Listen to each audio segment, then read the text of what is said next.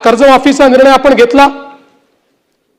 आपण राष्ट्रीयकृत बँका, व्यापारी बँका, खाजगी बँका, जिल्हा मध्यवर्ती सहकारी बँक सगळ्यांची बैठक घेतली आणि या ठिकाणी त्याच्या आधारावर सगळा डेटा घेतला आणि त्यानंतर मिळालेल्या माहितीच्या आधारावर पुण्यश्लोक अहिल्यादेवी होळकर शेतकरी कर्जमुक्ती योजना आपण तयार केली।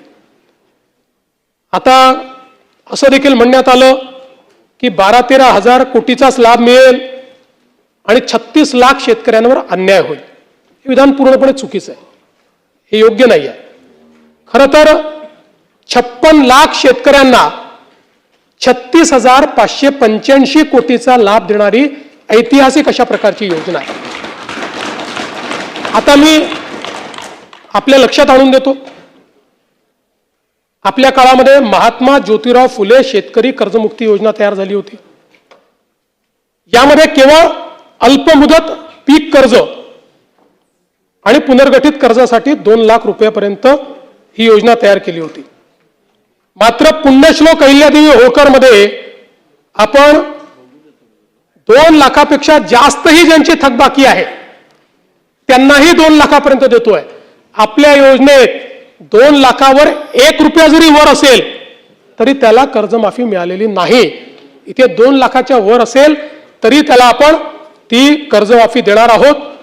आणि आपण जर बघितलं तर महात्मा ज्योतिराव फुले शेतकरी कर्जमाफी योजना जी आहे याच्यामध्ये 32 लाख शेतकऱ्यांना त्या ठिकाणी लाभ मिळाला होता।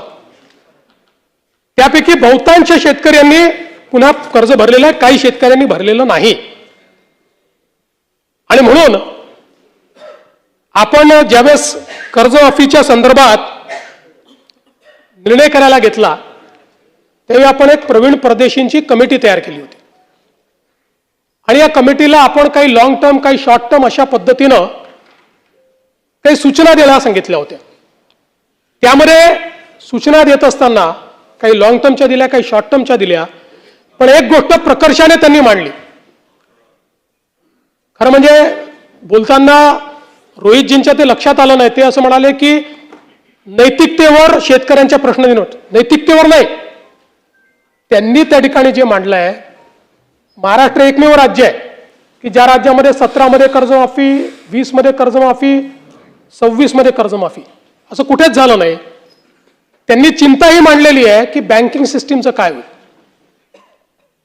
बँकेमध्ये कर्ज परत करण्याची जर म्हणजे असं एक शेतकरी प्रामाणिकच आहे, पण जर माहिती आहे की दरवर्षी सरकार करणारच आहे तर मग वाट पाहतो माणूस, कशाला भरायचं बाबा कर्ज, खरंच करतायत का हे। आणि म्हणून त्यांनी इन्स्टन्सेस मांडले आहेत की कशा पद्धतीनं बँकांची परिस्थिती खराब होते आणि म्हणून त्यांनी हे सांगितलं की काहीतरी डिस्टन्स ठेवा,